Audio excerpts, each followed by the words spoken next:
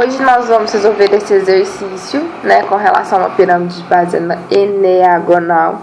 É correto afirmar que... Para começar, nós vamos relembrar alguns conceitos básicos de pirâmide. E para isso, eneagonal é de 9 lados, então é uma pirâmide um pouco complicadinha de você desenhar e tal. Então nós vamos desenhar uma de base quadrangular e uma de base pentagonal. Eu não sou boa para desenhar pirâmide, então é só para usar a imaginação, tá?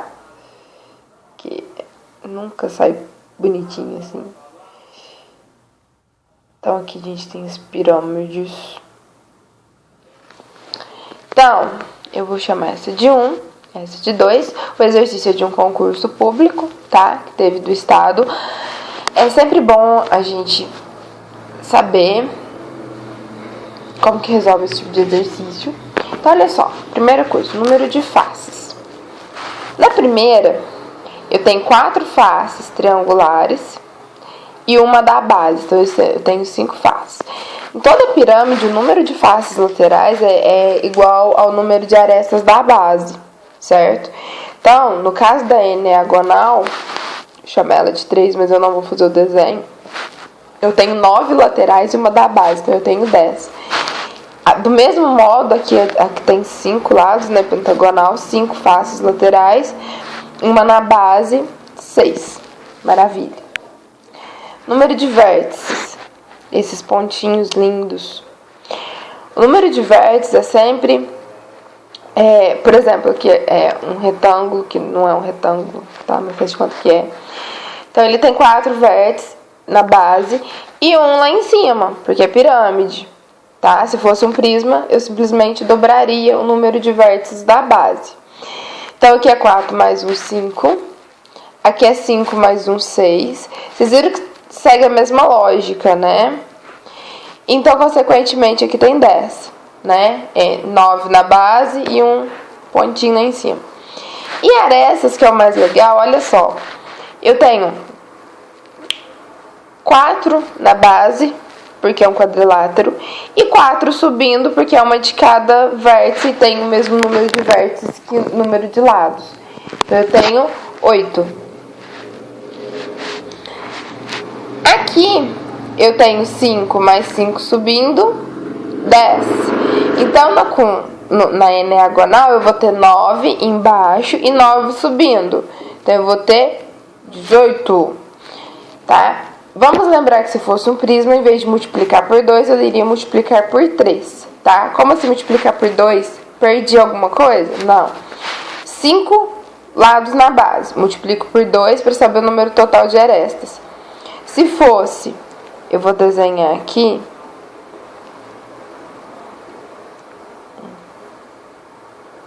Ó, isso aqui é um prisma. Então, se fosse um prisma, em vez de multiplicar por 2, eu multiplicaria por 3. Por quê? Porque eu tenho os da base, os de cima e os que sobem, né, para fazer as ligações. Tem um vídeo depois só para isso.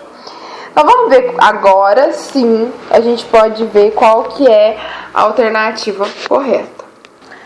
Então, olha só, o número de arestas é igual ao dobro de número de faces. Opa! A gente tinha falado que o número de arestas era 18, o número de faces eram 10. Então, tá falso, né? 18 não é o dobro de 10 e 10 também não é o dobro de 18, se você confundir. O número de vértices, que vamos lembrar que é 10, é igual ao total de lados do polígono da base.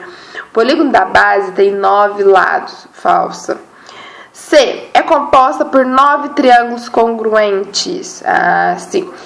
Aí, bom, eu vou comentar ela depois. D. A soma das arestas é igual a 10 centímetros. Tem nada a ver, não falou hora nenhuma de medida. Então, a correta seria a letra C. Acontece que esse exercício foi um pouco mal formulado. Por quê? Pirâmide de base eneagonal, para ela ter 9 triângulos congruentes, ela tem que ser uma pirâmide bonitinha. Como assim, Dani, pirâmide bonitinha? Vamos imaginar uma pirâmide, tá? Com a base retangular, que como eu disse é mais fácil de desenhar. Se ela for uma pirâmide normal, a altura dela o vértice da pirâmide vai partir do centro aqui, tá? Isso aqui vai ser minha altura. E aí eu vou ligar bonitinho. Então, olha só, esse vértice, se você traçar uma linha aqui, ele vai furar exatamente o meio do meu quadrilátero.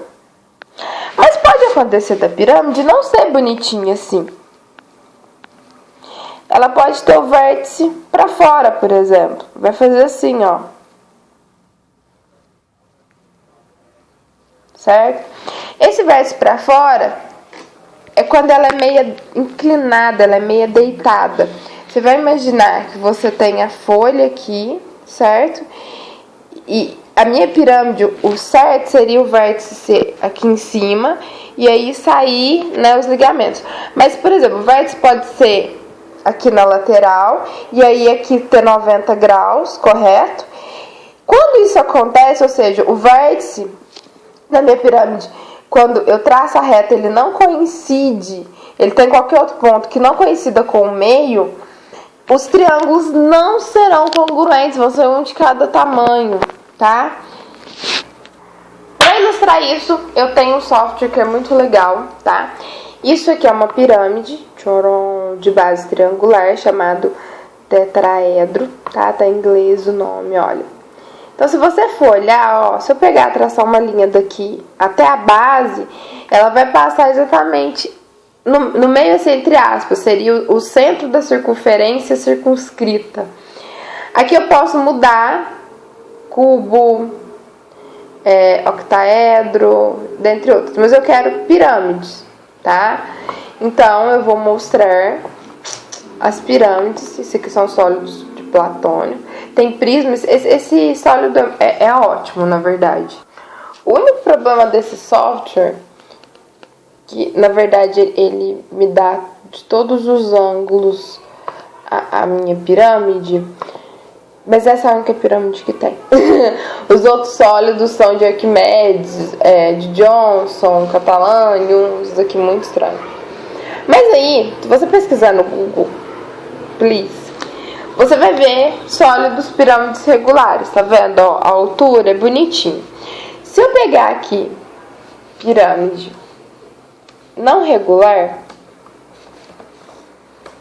é lógico que quando você procura umas coisas no Google não sai nada do que você quer. Mas olha aqui, essa primeira aqui, por exemplo, tá vendo? Ó, o meu vértice ele não é no meio. Então, o que acontece? Esse triângulo é diferente desse, que é diferente do outro, e assim por diante. Aqui dá pra ver muito bem essa diferença de um triângulo pro outro, tá? Aqui você tem uma planificação, que também dá pra ver. Então, essa questão, no meu ponto de vista matemático, ela foi mal formulada. Porque, a não ser que ele diga, não, o sólido, né, é regular, você não pode fazer uma afirmação dessas, tá? Você estaria meio adivinhando uma coisa que você não tem certeza, tá?